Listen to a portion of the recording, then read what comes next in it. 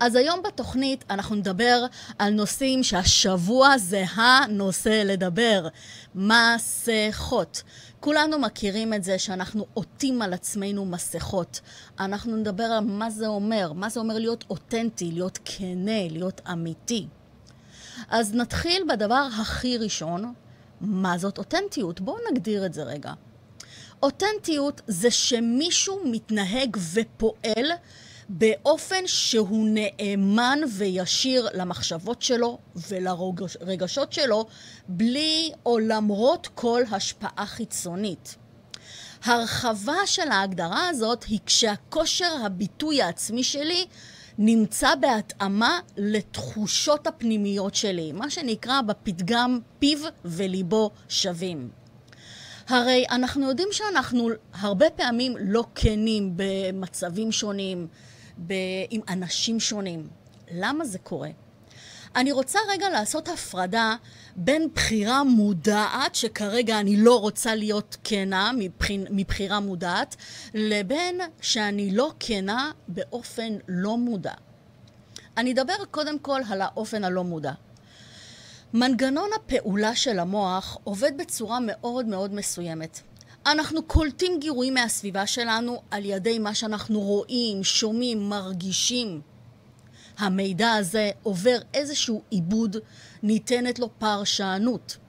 לפי הפרשנות הזאת נוצר אצלנו רגש כלשהו, והרגש הזה גורם לי לפעול או לא לפעול. למשל, כשאני יוצאת מהבית שלי בקריית אונו, יש כביש עם רמזור מאוד מאוד קצר. תמיד בכביש הזה יש פקק מאוד מאוד גדול. רק הכביש הזה, שהוא בערך 200 מטר, הוא לא כל כך כביש גדול, רק בכביש הזה אני יכולה להיתקע 25 דקות בשעות הפקקים. הרבה אנשים שבאים למחלף, לצומת הזאת, חותכים בפקק הזה ונכנסים ישר לתחילת התור. עכשיו, מישהו חותך לפניי, כשאני כמו ילדה טובה עומדת בתור, אני מתחילה, אתם יודעים, הרגשות מתחילים לבעבע, הרהיטים מתחילים לזוז, ואני ממש מתעצבנת, ואפילו יש סיכוי שאני אפתח את החלון ואני ככה אזרוק איזה כללה עסיסית בגרוזינית לאותו בן אדם. אבל מה קורה אם ברגע שאני פותחת את החלון ככה לזרוק את הכללה העסיסית הזאת, הבחור מושיט את ידו מהחלון ואומר, סליחה, אשתי בהיריון חודש תשיעי, יש לה צירים, אני יכול לעקוף? באותו הרגע אני אומרת לו, תפדל חבר, בבקשה, כנס, אני אפילו אפנה לך את יתר הכביש. כלומר, הפרשנות שלנו יכולה מאוד להשפיע על איך שאנחנו מתנהגים, על איך שאנחנו מגיבים, על מה שאנחנו אומרים, איך שאנחנו מרגישים, וזה בדיוק זה. כשהפרשנות שלנו מלווה ברגשות לא נעימים, הוא חותך אותי בכביש, מי הוא בכלל? לא רואים אותי, אני שקופה, אני לא מספיק טובה, אני פריירית. כל המחשבות האלה שהן קורות בשבריר שנייה.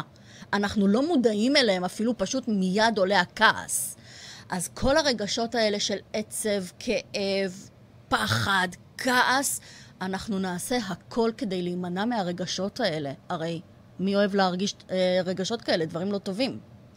כמנגנון הישרדותי שיש בכולנו, אנחנו נחפש הוכחות והצדקות למה הרגשות האלה לא נכונים, למה המחשבות האלה שאני שקופה, שאני פריירית, הן לא נכונות.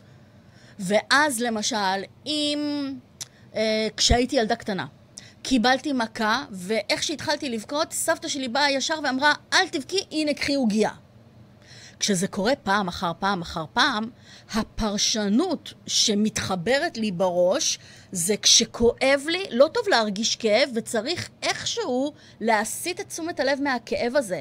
אז משהו מתוק, או עוגיה בכלל הופך להיות משהו מנחם, כדי לברוח מהכאב. מישהו אמר פה אכילה רגשית? ואז, אם אני ארצה לרדת במשקל, המחיר של זה יהיה שאני אולי אצטרך להרגיש כאב. זה נכון בכל תחום. למשל, אם אני רוצה לשנות אורח חיים, להתחיל כושר, למצוא עבודה, לעזוב עבודה, למצוא זוגיות. כלומר, כל פעם שיש לי כאב, נוצר אצלי בראש איזושהי תחושה של כישלון, שאסור להרגיש ככה. הרגשות האלה שאנחנו מעדיפים לברוח מהם. תמיד יש איזשהו מחיר שאנחנו צריכים לשלם, והמחיר הזה כולל התמודדות עם הכאב. לרוב אנחנו עדיין לא מוכנים להתמודד עם הכאב הזה. כדי באמת לעלות על הגשר הזה של אמת, חופש ביטוי, אנחנו צריכים לגייס הרבה משאבים של כנות עם עצמנו, אומץ, וזה מצריך מאיתנו לצאת מאזור הנוחות ולפעול שונה מאיך שפעלנו עד עכשיו. הכאב הזה הוא תולדה של חינוך שקיבלנו, של תרבות, של זיכרונות, של חוויות שאספנו מגיל קטן. אנחנו לא רוצים לסבול. ככה חונכנו מגיל קטן. אתם יודעים, הרבה ילדים שבוכים, אז ההורים או המבוגרים האחראים אומרים, אל תבכי, אל תבכה, למה אתה בוכה? אתם מכירים את האבות האלה שאומרים, עוד מעט אני אתן לך סיבה טובה לבכות? כל האמירות האלה שהוטמעו בנו בילדות, הם אלה שהיום אנחנו מסתירים את הכאב הזה ובורחים על ידי כל מיני דפוסי התנהגות, דפוסי חשיבה, שלפעמים אפילו לא מקדמים אותנו. ההתנהגות המסוימת הזאת היא תולדה של איזשהו רגש שעלה והודחק, שלא ניתן לו מקום להיחוות באמת, ואז נוצר סבל. כתוצאה מהסבל הזה, אני מספרת לעצמי סיפורים. למשל, אני לא באמת רוצה לרדת במשקל. אם הייתי רוצה להפסיק לעשן, הייתי מזמן, אני לא רוצה להפסיק. אני לא באמת רוצה עכשיו זוגיות, טוב לי לבד, טוב לי ככה. התפקיד הזה שהתראיינתי אליו הוא לא כל כך בשבילי, בגלל זה גם ככה לא עברתי כי לא השקעתי בזה. המבחן הזה לא היה לי באמת חשוב. כלומר, כל המנגנון הזה של הרציונליזציה זה מנגנון הגנה מאוד מאוד חזק, שהסיפורים האלה שאני מספרת לעצמי, הם נועדו כדי לשמר את הסייקי שלי, את המודע שלי. אני עכשיו רוצה לדבר על זה שאני בוחרת לא להיות כנה במודע, מבחירה מודעת שכרגע אני לא כנה, כרגע אני לא אותנטית. למה זה קורה? במהלך השנים שמעצבות אותנו, בעיקר שנות הילדות, אנחנו לומדים לייצר גרסאות שונות של עצמנו. גרסאות שונות כדי להשתלב במצבים שונים. למשל, בבית אני מתנהגת כילדה בצורה מסוימת, ואז באים אורחים, אז ההורים אומרים לי, תתנהגי יפה, ככה לא מתנהגים, תבקשי יפה, תגידי תודה, תגידי בבקשה, תגידי סליחה. כלומר, אני מזהה שכשבאים אורחים, אני צריכה להתנהג שונה מאיך שאני רגילה להתנהג בדרך כלל. גם בגן או בבית ספר, אנחנו פתאום מתחילים להידרש, להתנהג בקודים מסוימים של התנהגות שמתאימות למסגרת אחרת. או אתם מכירים את זה כשאנחנו מגיעים לסבא או סבתא או דודים, אז ההורים אומרים, תני נשיקה לסבתא, ואני לא באמת רוצה, אבל אני עושה את זה כי אמרו לי, כי אני צריכה להבין שככה מקובל או ככה מנומס, או זה הקוד החברתי שאני צריכה לעמוד בו. או כשאמרתי פתאום, אבל אמא, לדודה יש ריח לא נעים, ואז ההורים כזה נזפו בי, איך את אומרת דבר כזה? כלומר, מגיל קטן אנחנו לומדים מה מותר להגיד, מה אסור, מה נכון להגיד, מה לא נכון. וככה למעשה נוצרות להם מספר גרסאות של עצמנו, שאנחנו מתאימים אותם לאורך השנים למצבים שונים, למקומות שונים, לאנשים שונים. ההגדרה של האותנטיות זה לשלב את כל הגרסאות האלה ולהתנהג כמונו, בהתאם לערכים שלנו, בהתאם לאמונות שלנו, לחינוך ולתרבות שגדלנו בה, ללא קשר לסיטואציה. מכאן בעצם נגזר החיסרון הגדול ביותר בלהיות אותנטי. החיסרון הזה של להיות כנה בכל מצב, עם כל אחד, זה יכול לפגוע באנשים אחרים. זה יכול לנתק אותנו או לפגוע במערכות יחסים שיש לנו עם אנשים אחרים. למה בכל זאת חשוב מאוד להיות אותנטי? מחקרים מראים להיות אותנטי, ככל שאנחנו יותר אותנטיים, הביטחון העצמי שלנו גדול יותר. לחיות חיים אותנטיים יש לזה השפעה משמעותית על הביטחון העצמי שלנו. אנחנו אוהבים את עצמנו יותר, אנחנו סומכים על כושר השיפוט שלנו, אנחנו מכירים ועובדים עם המערך המאוד מאוד מסוים של הכישורים שלי, של הכישרונות, של המיומנויות שלי. אנחנו עושים בחירות טובות יותר שמתאימות לאופן שאנחנו רוצים להיות. דבר נוסף זה שככל שאני יותר אותנטית, ככל שהביטחון שלי הולך וגודל, אני מעוררת יותר כבוד אצל אחרים. כשהם רואים אותי חיה במציאות שלי, כמו שאני רוצה להיות, אנשים מזהים ומכבדים את האותנטיות. אנחנו נמצא את עצמנו מהווים מודל לחיקוי עבור אחרים. דבר שלישי, שאני יותר אותנטית, אני רוכשת ככה יותר כבוד, יותר אמון, כמו שאמרנו. כשאנשים יראו שאנחנו חיים בהתאמה לערכים שלנו, רואים שאנחנו ישרים עם עצמנו, האמון של אחרים בנו יגדל. אנשים אמינים הם מנהיגים גדולים יותר. אם אתה בן אדם שבאמת נתפס כבן אדם ישר ואמין, סביר להניח שאתה תתקדם יותר, שיהיה לך הזדמנויות יותר גדולות מבחינה עסקית, מבחינה בין אישית, מבחינה חברתית, מבחינה כלכלית. עוד דבר, ככל שאנחנו יותר אותנטיים, הבריאות שלנו טובה יותר. למה? לחיות באותנטיות, הפירוש של זה שסביר להניח שאתה תטפל יותר טוב בעצמך. אתה תעדיף לטפל בעצמך, לתת לעצמך מנוחה, לתת לעצמך יותר איזון. מחקרים מראים שאנשים שמחויבים לחיות חיים אותנטיים יותר, נוטים לאכול מזון בריא יותר, להתאמן, לעבור בדיקות תקופתיות בצורה יותר תדירה. העצמי האותנטי שלנו גם מסדר אותנו לבריאות נפשית יותר טובה, כי אנחנו רגועים יותר, פחות מסוכסכים. באופן כללי, אנחנו יותר שמחים. הדבר הזה מביא אותנו לאלמנט נוסף, שאנשים שהם יותר אותנטיים, הם יותר בעלי חוסן נפשי, חוסן פנימי גדול יותר. השלווה של האני האמיתי שלהם הרבה יותר עמידה בכל מה שקשור להתמודדות עם עליות ומורדות של החיים. מתמודדים טוב יותר עם סטרס. יש גם יתרונות גדולים שהם לא מבלים את החיים שלהם בקורטיזול הגבוה שאנשים שיש להם סטרס יותר גבוה מתאפיינים בו. עוד דבר, שיש לנו מערכות טובות יותר, מערכות יחסים טובות יותר, כי אנחנו לא מעמידי פנים שאנחנו מישהו אחר. אנחנו יכולים להיות כנים וישירים לגבי מי אנחנו, מה אנחנו מעריכים, בלי לחשוב שישפטו אותנו בגלל החוסן הנפשי הגדול. אנחנו גם טובים יותר בלשים גבולות, פחות שיפוטיים כלפי אנשים אחרים, פרטנרים שלנו, בני או בנות זוג שלנו. בסופו של דבר, לחיות חיים אותנטיים, אומר שאנחנו מגיעים לגיל מתקדם בחיים שלנו, בעזרת השם עד 120. אנחנו מסיימים את החיים, סליחה שאני רגע מדברת על משהו קודר, עם פחות חרטות. כי אין לנו מה להתחרט, אנחנו היינו נאמנים לעצמנו. אתם יודעים שנעשה מחקר על אנשים שהם לפני סוף חייהם. והשאלה שנשאלה, על מה אתה הכי מצטער במהלך החיים שלך, על מה אתה מתחרט, רוב הגדול והמכריע אמר שעל דברים שלא אמרתי, דברים שלא עשיתי, שלא הייתי כנה, שלא הייתי אני עצמי.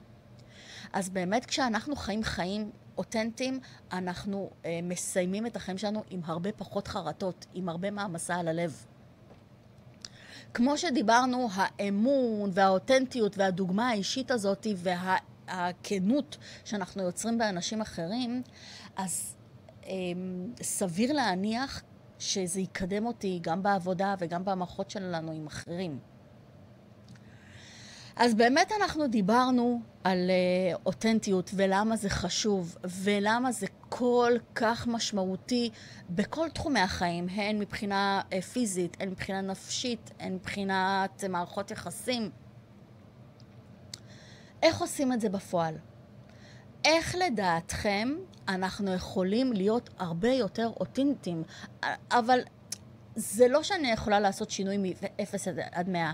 אם עד עכשיו באמת אמרתי כל הזמן, אוקיי, אני אגיד את הדבר הנכון, אני אעשה את הדבר הנכון, אם אומרים לי, יאללה, מה את מוזמנת, וכולם מביאים פשטידות ועוגות וזה, ואני לא בא לי להכין כלום, אני אגיד, טוב, בסדר, אני אכין איזשהו תבשיל, למרות שאין לי כוח להכין את זה, בגלל איזשהם מוסכמות חברתיות. אני לא יכולה לעשות שינוי של 180 מעלות. אבל כן אפשר לעשות את זה בהדרגתיות. לקחת צעד אחר צעד כדי להיות אותנטיים. הדבר הראשון שאני ממליצה לכם לעשות זה קודם כל לבחון את עצמכם. לשאול את עצמכם שאלות ישירות שיעזרו לכם גם לגלות מי אתם, שאלות כמו איזה סוג של אנשים או איזה סוג של פעילויות גורמים לכם להרגיש טוב.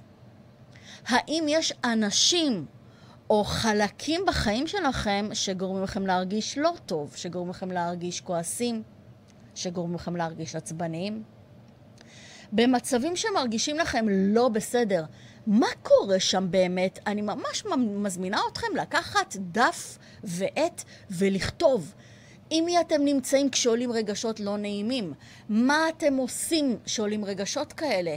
מה שמעתם? מה הרגשתם? מה ראיתם שגרם לאיזשהו רגש לא נעים לעלות? לעומת זאת, במצבים שאתם מרגישים שטוב לכם, מה אתם עושים שם? עם מי אתם נמצאים? מה קורה שם בדיוק? באמת לכתוב את הדברים האלה. ככל שאתם תכתבו, אתם תזהו יותר איזה שהם דפוסים. למשל, כל פעם שאני עם החברה X, אני מרגישה לא טוב כי היא מדברת כך וכך והיא עושה והיא מאשימה והיא ביקורתית והיא צינית והיא זה. כל פעם שאני בסיטואציה שאני עושה משהו שאני לא אמיתית עם עצמי, למשל עם החברים האלה, בא לי להראות איזשהו רושם, להראות איזושהי פרסונה, איזשהו חלק בי, ואני לא אוהבת את זה כי זה לא באמת מי שאני, אבל בסביבה הזאת, עם האנשים האלה, אני חייבת להראות את החלק הזה. ברגע שאני אכתוב את הדברים האלה, אני אכיר את עצמי טוב יותר. אני גם אנהל סדר עדיפות של אנשים או מצבים שגורמים לי טוב, שמחה, אושר, משמעות, לעומת מצבים ואנשים שאני מעדיפה להתרחק מהם כי אני מתנהגת בצורה שאני לא אוהבת, שאני לא אמיתית עם עצמי, שאני לא אמיתית עם אחרים. הדבר הנוסף, היכולת להיות נוכח עם עצמך, לא משנה מה קורה סביבך, זו היכולת להפנות את תשומת הלב פנימה. להפנות את המודעות למה אני חושב כרגע, מה אני מרגיש כרגע, מה אני רוצה כרגע, מה נכון לי ומה לא נכון לי. למשל, באחד מפסח, עוד מעט גם מתקרב לנו פסח, באחד מחגי הפסח, אנחנו רגילים לעשות את הפסח עם משפחה שאני מאוד אוהבת ומעריכה, עם דודים שאני מאוד קשורה אליהם, ויש לנו באמת את הצחוקים שלנו, ואת מי קורא יותר מהר את ההגדה עד שמגיעים לאוכל.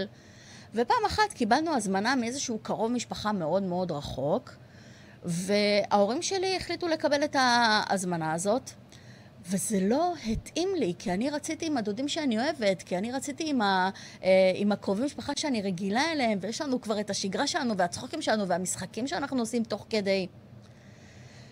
ובגלל שההורים שלי קיבלו את ההזמנה, וזה לא יפה שאני לא יגיע עם ההורים שלי, אני הלכתי, אבל הרגשתי מאוד מאוד לא טוב. ואם הייתי מפנה רגע את המודעות שלי פנימה, הייתי יכולה להציף את זה, ובמקום כל הערב לשבת זועפת וכל דבר לחפש מה לא טוב עכשיו קורה, אז יכולתי להגיד, רגע, נכון, אני מעדיפה להיות עם המשפחה שאני רגילה ואוהבת, ויש לנו את הבדיחות והמשחקים שלנו, ואם הייתי אומרת את זה להורים, אולי הם היו משנים את דעתם, ובכל זאת לא מסרבים להזמנה, או ללכת כן לדודים שאנחנו אוהבים, או לארח אנחנו. בכל אופן, ברגע שהייתי מבטאת את זה, או לא שבויה בתוך הלא נעים, ומה יגידו, והחינוך כמובן שקיבלתי מההורים, אז הערב הזה, המעמסה שלקחתי על עצמי בערב הזה, הייתה יכולה להיות הרבה פחות משמעותית, אתם לא חושבים? דבר נוסף שיעזור לנו להיות אותנטיים, זה לייצר לנו מעגל תמיכה חברתי של אנשים אותנטיים. אנשים שטוב לנו להיות בסביבה שלהם. אנשים שאנחנו עצמנו בסביבה שלהם, שאנחנו לא צריכים לשחק אותה או לשים על עצמנו מסכה. אנשים כאלה שאנחנו נותנים אחד לשני השראה, נותנים אחד לשני כוח להיות לפי האמת שלהם, לבטא את עצמנו בצורה מלאה, בצורה מכובדת, בצורה מעצימה. תמצאו את האנשים או את הקהילות האלה ששותפים לערכים שחשובים לכם, שיש להם את אותם הדעות, את אותו state of mind שלכם יש. אנשים שמעודדים את החלומות שלכם במקום להוריד אתכם מהחלומות שלכם. אפילו ליצור קשר, גם אם זה בתשלום, עם איזשהו מאמן, קואוצ'ר או מנטור, שיכול לעזור לכם לגלות את עצמכם ולגלות מה באמת חשוב לכם. חברים, השאלה הכי מפתיעה שמשום מה אף אחד לא שואל אותנו זה, מה אתה רוצה? מה חשוב לך? מה הם הערכים שחשובים לך? מי אתה באמת? השאלה הזאת היא כמה שהיא בסיסית, הרבה פעמים אף אחד לא שואל אותנו את השאלה הזאת, על אחת כמה וכמה אנחנו לא שואלים את עצמנו את השאלה הזאת. רק כשהולכים לאיזשהו סשן עם מאמן, בין אם זה NLP, בין אם זה כל דבר אחר, מישהו שאתם סומכים עליו, רק עם מישהו אחר אנחנו יכולים באמת להתעמת עם שאלות שעד עכשיו לא התעמתנו איתם, לא בדקנו באמת מי אנחנו, מה חשוב לנו בחיים, מה אנחנו רוצים. אנחנו יודעים אינטואיטיבית, למשל אני פוגשת איזשהו מישהי שלא בא לי טוב בעיניים. יש לזה סיבה, אף פעם לא עצרתי רגע ושאלתי את עצמי רגע, למה הוא לא בא לי טוב? האם זה בגלל שיש לו ערכים או אמונות שהם נוגדים לערכים ולאמונות שלי? האם אולי באמת הבן אדם הזה משקף לי איזשהו חלק בעצמי שאולי אני לא אוהבת? אז באמת ברגע שאנחנו נמצאים עם איזשהו מנטור, מישהו שיודע לשאול את השאלות הנכונות, אנחנו מתחילים להכיר את עצמנו טוב יותר. ואז באמת לבדוק את הסביבה שלנו. לבדוק את הסביבה עם מי טוב לי להיות, עם מי פחות טוב לי להיות, ועם אנשים שטוב לי פשוט להיות איתם יותר, ועם אנשים שלא טוב לי לצמצם במידת האפשר. לא תמיד אפשר, אבל במידת האפשר לצמצם את האינטראקציה שיש לי עם האנשים האלה, שלא מתאימים לי, לאמונות שלי, לערכים שלי, לבן אדם שאני רוצה להיות. אתם הרי מכירים את זה שיש סביבה של אנשים או מקומות שאתם אומרים, וואי, אני בדיוק כמו שאני. אני לא צריכה לשחק אותה, אני מרגישה נוח. ויש הרבה פעמים שאנחנו נמצאים בסביבה שאני באמת צריכה לשים עליי מסכה. בשביל לייצר איזשהו רושם, בשביל איזשהם קודים חברתיים וסביבתיים כאלה או אחרים. ואז מה קורה כשאני שמה עליי מסכה? אני באה הביתה ואני תשושה. אני מתה מעייפות. אני פשוט כל כך גם, אין לי כוח לשום דבר, אין לי כוח לאף אחד. למה? כי ברגע שאני שמה עליי מסכה, אני משתמשת בכל כך הרבה משאבים ואנרגיה כדי לשחק את התפקיד הזה, כדי להיות במסכה הזאת. אז ברגע שאני לא צריכה את המסכה, אני מרגישה שלהפך, הנוכחות של האנשים האלה דווקא טוענת אותי באנרגיה ולא מבזבזת ממני את האנרגיה, או מוציאה ממני, מרוקנת אותי מאנרגיה. דבר נוסף שיעזור לנו להיות יותר אותנטיים, זה להיות ברורים. נסו להיות כמה שיותר ברורים. מה אני רוצה? למה אני מתכוונת? הרבה פעמים אנחנו מנתחים יותר מדי דברים מסוימים, ואז אני מהנדסת את מה שאני רוצה להגיד, כי אני רוצה להישמע יותר נחמדה, אני רוצה אולי שאנשים יאהבו אותי, אני רוצה, לא נעים לי לפגוע במישהו אחר, והדבר הזה עלול להעביר מסר בצורה מאוד לא נכונה, והדבר הזה יכול לייצר קונפליקטים או אפילו להגביר אותם בצורה מאוד מאוד משמעותית, במקום שזה יעביר מסר חד וברור. למשל, אם בעבודה יש מישהו שתמיד מעביר עליי דחקות, ותמיד מסתלבט עליי, ותמיד צוחק עליי, וזה גורם לי להרגיש מאוד לא טוב. אבל כולם צוחקים ואומרים, הוא אומר את זה בהומור, מה את לוקחת את זה ברצינות? גם עליי הוא מסתלבט, זה הכל בצחוק. ולא נעים לי עם זה. ואז, כדי להעביר לו את המסר, אני יכולה לבוא ולהגיד, חבר, לא מתאים לי שאתה ככה צוחק עליי ומסתלבט עליי, זה לא נעים לי, זה לא עושה לי נעים, בבקשה תפסיק עם זה. זה להיות חד וברור. לעומת, חבר, אני יודעת שאתה רק צוחק איתי, אבל אם תעשה את זה פחות, יאללה, אני ממש אשמח. ואז הוא יכול גם להשתמש בזה כדי לצחוק עליי. המסר שלי לא הוא עבר בצורה ברורה. למשל, אם אני נמצאת בדייט, אני נותנת בכוונה דוגמה קיצונית. אם אני נמצאת בדייט, ומישהו שם על היד וזה לא מתאים לי, אבל אני אומרת, רגע, אם אני אעיר לו עכשיו, אז הוא יחשוב שאני לא מעוניינת, אבל אני כן מעוניינת, אבל המגע הוא קצת מוקדם מדי וקצת יותר מדי. ואז אני אגיד לו, כן, לא נעים לי שאתה שם עליי ככה את היד, ככה עם איזשהו גיחוך קל לעומת. תשמע, אתה מוצא חן בעיניי, יחד עם זאת, המגע שלך הוא קצת יותר מדי לשלב הזה שאנחנו נמצאים, בוא נרגיע. ברגע שאני מעבירה מסר חד, שאני מביעה את מה אני רוצה, מה אני לא רוצה, את הצרכים שלי, את הרצונות שלי בכנות, גם בביטחון, אז אנשים אחרים מקבלים את המסר ופשוט שומרים על זה. ברגע שאני מבטאת את עצמי, זה מאפשר לאנשים להקשיב לי. זה אומר שגם הם שומעים מה יש לי להגיד, ולא איזשהו מסר ככה שעובר בין הטיפות, אלא מסר חד. אני מדגישה, לא בצורה מעליבה, לא בצורה תוקפנית, אבל בצורה כן אסרטיבית, בצורה מאוד פשוטה וברורה. והמיומנות הזאת של להגיד פשוט וברור מה שאני רוצה, היא מיומנות נרכשת. אנחנו צריכים להתאמן בזה. הדבר הראשון שאתם עושים ממש ממש ברגע זה, זה שאתם מודעים לדבר הזה. שימו לב אתם, האם שיש לכם איזשהו מסר להעביר, אתם ברורים במסר הזה? אתם חדים בו?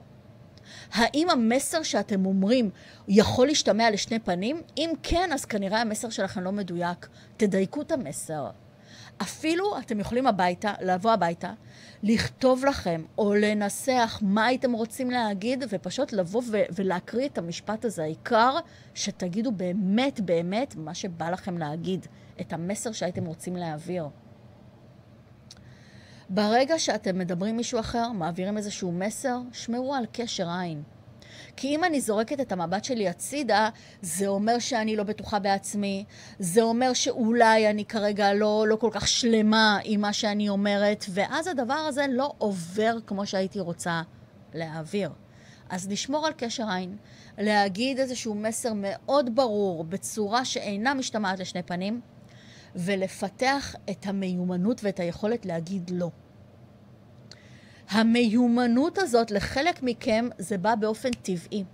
חלק מכם כן מדברים את מה שאתם רוצים. חלק מכם באמת יכולים להגיד לא, אבל לחלק אחר זה מאוד קשה. יש לנו איזשהו אישו עם להגיד לא. איך הם יתפסו אותי, מה הם יחשבו עליי. יש תרגיל מאוד מאוד קל שאני נותנת למונחים שמגיעים אליי לקליניקה.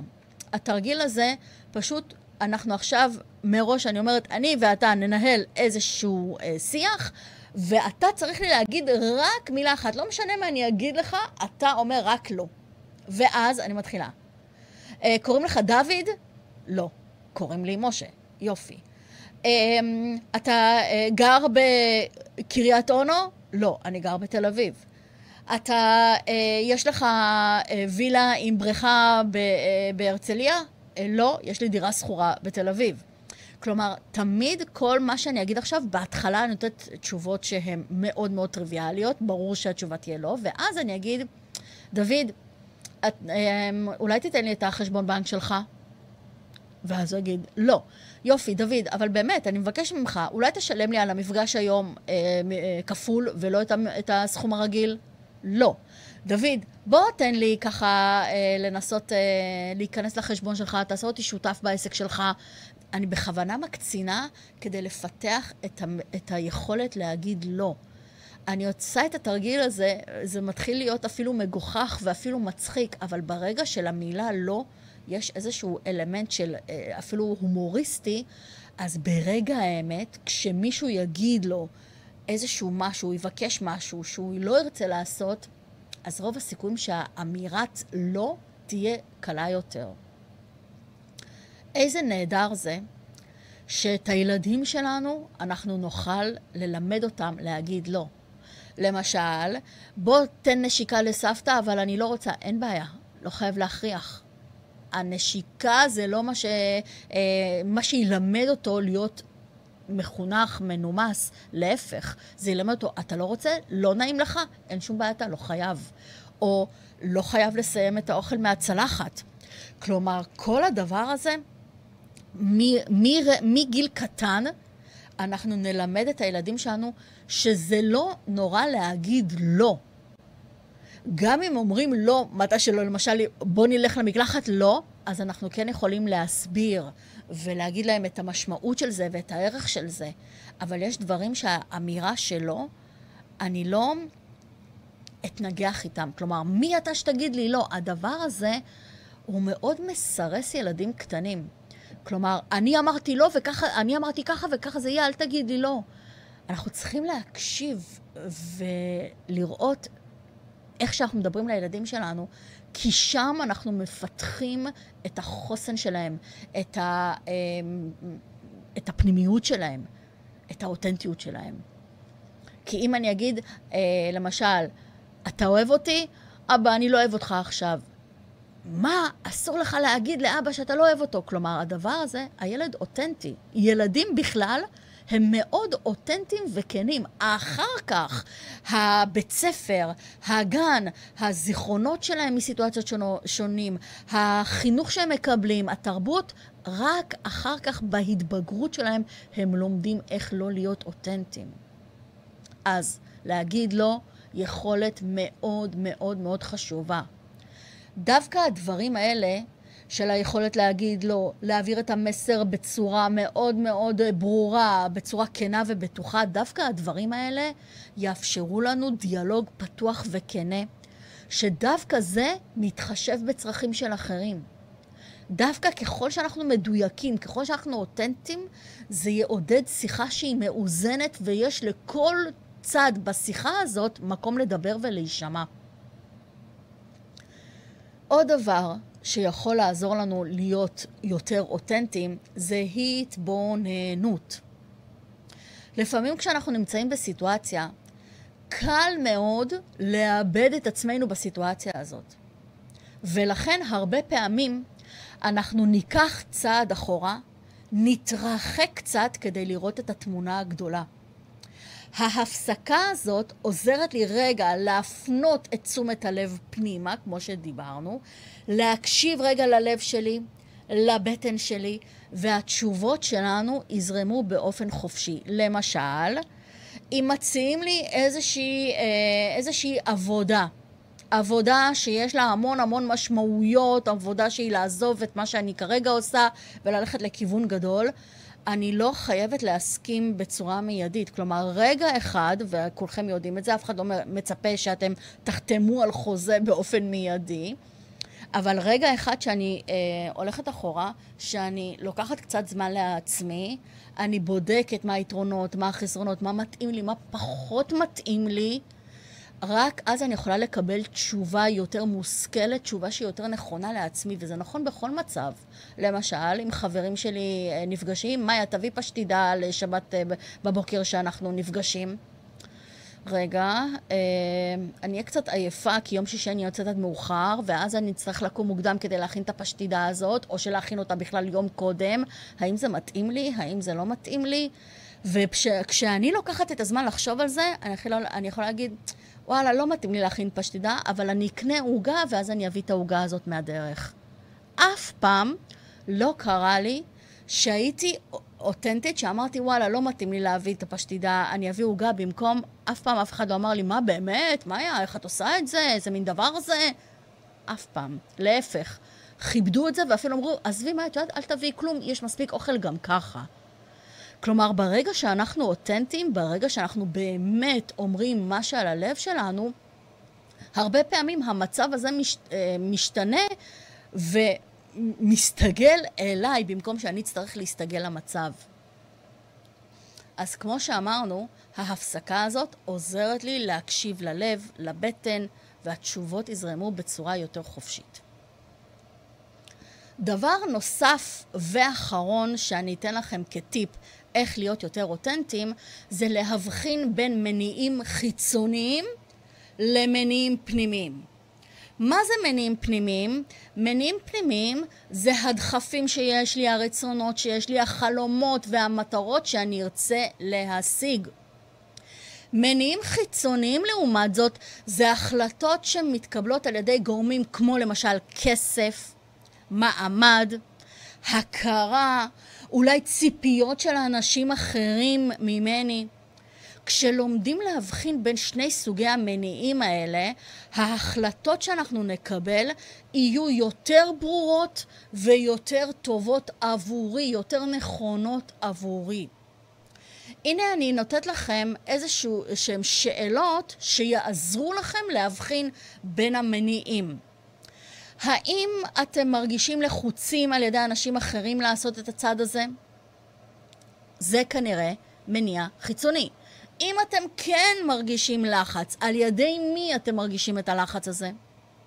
מה אתם רוצים להשיג עם המטרה הזאת? האם אתם מוכנים להילחם כדי לקרות או לגרום לדבר הזה לקרות?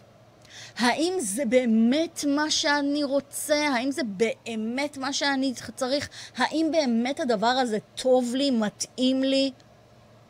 השאלות האלה באמת יבררו למה אני עושה את מה שאני עושה כרגע, הוא יוצא ממניע פנימי כלשהו או ממניע חיצוני. אם זה ממניע חיצוני, יכול להיות שהדבר הזה טוב, אני לא אומרת שהדבר הזה לא טוב. יחד עם זאת, אני כן ארצה לשאול את עצמי האם באמת מתאים לי לעשות את הדבר הזה כרגע. בסופו של דבר, כשאתם אותנטיים, אתם הולכים בעקבות הלב שלכם. אתם שמים את עצמכם במקומות ועם אנשים שאתם אוהבים איתם, אותם שאתם נהנים איתם, שאתם עושים דברים שאתם רוצים, וזה גורם לתחושה של סיפוק. הדבר הזה גורם לתחושה של אושר. אז עם כל היתרונות האלה שיש בלהרגיש יותר אותנטי, להיות יותר אותנטי, למה בכל זאת הרבה אנשים לא פועלים לפי האני האמיתי שלהם, לפי האותנטיות שלהם? שני סיבות. סיבה ראשונה, פחד. הרבה מאיתנו באמת מפחדים להיות האני האמיתי והאותנטי שלי, כי זה מבוסס על איזשהו פחד אולי שלא יקבלו אותי, שלא יבינו אותי, הפחד להיות לבד, ההבדלים שיש ביני לבין אחרים, המחשבות או הרעיונות, החלומות האמיתיים שלי לא יתקבלו על ידי אחרים. חברים, הפחד הכי תהומי, הכי משמעותי, זה הפחד להיות לבד. למה? כי הפחד הזה זה פחד הישרדותי, שהוא התחיל מימים קדימה עוד שהיינו האדם הקדמון. כי פעם, כאדם קדמון, אנחנו יצורים חברתיים, אנחנו חיות שבטיות. האדם לא יכול להסתדר לבד, כלומר, אז שהיינו חיים כשבט, אי אפשר לצוד נמות האדם בודד, היינו חייבים לעשות את זה כשבט. אי אפשר לשרוד כבן אדם בודד. בגלל זה העונש הכי משמעותי בימי קדם היה גלות. ברגע שהאדם עשה איזשהו פשע שנוגד את המוסר החברתי, היו מגלים אותו. למה? כי אדם לא יכול להסתדר לבד, והגלות הייתה העונש הכי משמעותי, הכי קשה. אז הפחד של מה שאני אגיד פתאום לא יישמע טוב, אנשים לא יקבלו אותי, אנשים לא ירצו להיות בסביבה שלי, לא יאהבו אותי, זה הפחד הכי גדול שיש לכולנו אותו בצורה אוניברסלית. דבר שני, הרושם שלנו, הרושם שאנחנו רוצים להשאיר. על הרבה פעמים אנחנו רוצים להשאיר רושם טוב, ואז אנחנו מתמקדים במה שהאחר רוצה או צריך שנהיה. ואז אנחנו מנסים להגשים את הציפייה הזאת על ידי התאמה שלנו בהתאם לדבר שכרגע האחר צריך. הדבר הזה באמת גורם לי לא להיות כנה עם עצמי, לא להיות אותנטית עם עצמי ועם אחרים. אתם מכירים סיטואציות כאלה? למשל, ראיון עבודה. בראיון עבודה אנחנו תמיד עוטים עצמנו מסכה. למה? כי אני רוצה לייצר רושם חיובי, רושם טוב, כי אני רוצה להתקבל לעבודה הזאת. אני רוצה למשל בדייט לייצר רושם חיובי, כי אני רוצה לצאת עם הבן אדם הזה שוב. מה שהוכח במחקרים, לא רק שהדבר הזה לא יעיל, כי אחרי כמה דייטים או אחרי כמה זמן בעבודה, האני האמיתי שלי יצוץ, הוא יבוא לידי ביטוי. הרי אני לא יכולה לאורך זמן לשחק את המשחק הזה של ההתאמה הזאת, כי זה תופס אנרגיה מאוד מאוד גדולה. ולהפך, ככל שאני יותר לא אמיתית ולא כנה ולא אותנטית, הדבר הזה מגביר חרדה. למה? הוא יכיר את האני האמיתי שלי ואז הוא לא ירצה לצאת איתי יותר. הבוס שלי יראה שאני לא באמת כזאת יודעת אקסל כמו שאמרתי. זה מתיש וזה מפריע ליכולת של אותו אדם דווקא להצליח, דווקא לממש את הפוטנציאל שלו. ובסופו של דבר זה רק מסכן את הביצוע ויכול להביא לתוצאה הפוכה לגמרי. לעומת זאת, ככל שאני אותנטית, אז אולי אני לא אתקבל אם אני אגיד שאני לא יודעת אקסל כל כך טוב או פאורפוינט כל כך טוב, אם זה באמת דרישת התפקיד. אבל הבוס שכן יראה את האיכויות האחרות שבי ויקבל אותי, זה משחרר כל כך הרבה אנרגיה ומשאבים, וכך אני אוכל דווקא להתמקד במה שכן נקודות החוזק שלי, כן נקודת העוצמה שלי. הדבר החשוב ביותר מכל מה שדיברנו זה בלנס, זה האיזון. תמצאו את האיזון של להישאר נאמנים לעצמכם לבין להתנהג בצורה מכבדת. לכבד את המצב שאתם נמצאים, לכבד את האנשים שאתם נמצאים להיות איתם. כי אם האני האמיתי שלי, האותנטי שלי, זה הומור וצחוק ולצחוק מכל דבר, אבל אם אני הולכת לניחום אבלים, או אם אני הולכת לחס וחלילה הלוויה, זה לא מתאים, זה לא מכבד שאני אבוא עם האני האותנטי שלי. אז אני צריכה להתאים את עצמי גם לסביבה שאני נמצאת. להיות אותנטי זה בהחלט מיומנות נרכשת. ככל שתהיו יותר מודעים לעצמכם, ככל שתענו על השאלות האלה ותתרגלו את האותנטיות ותתרגלו את להגיד לא ולהגיד מה שמתאים לכם ומה שנוח לכם בצורה מכבדת, מכובדת, בצורה אמפתית, אתם תכניסו את זה יותר ויותר לשגרה שלכם. אז להיות אותנטי כן, אבל להיות מכבד ולהיות אמפתי וקשוב לרגשות ולצרכים של מישהו אחר, חד משמעית, כן. אז, חברים יקרים, אני מקווה שלקחתם משהו מהתוכנית היום. אתם מוזמנים לפנות אליי בכל שאלה, בכל הבהרה. אתם מוזמנים לעשות את זה או באופן פרטי לטלפון שלי 054-5940-169, או בפייסבוק שלנו, מאיה קריכלי באנגלית, או לקבוצת הפייסבוק שלנו, יוצרים מציאות, הקבוצה הרשמית להתפתחות אישית בישראל. אני מאחלת לכם חג שמח, חג פורים שמח, תשתו, תצאו, תבלו, תשמרו את האנשים שאתם אוהבים קרובים אליכם, ושיהיה לכם שבוע מצוין.